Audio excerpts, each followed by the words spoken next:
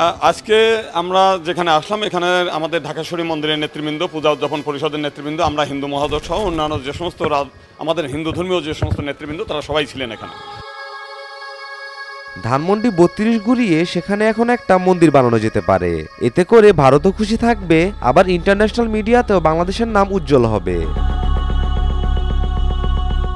আগামী ২০-৩০ বছর পর যদি ফ্যাসিস্ট আওয়ামী লীগ ভিন্ন কোনো নামে ফিরেও আসে, তাও এই ধানমন্ডি ৩২ পুনরুস্থাপন করতে পারবে না। মন্দির ভাঙতে গেলে তখন ভারতে সে আওয়ামী লীগকে পন্দাবে। ইমু নামের একটি ফেসবুক পেজ থেকে এই বুদ্ধিটি শেয়ার করা হয়েছে। আসলে এরকম বুদ্ধি যাদের মাথা থেকে আসে তাদেরকে জানাই লাল সালাম।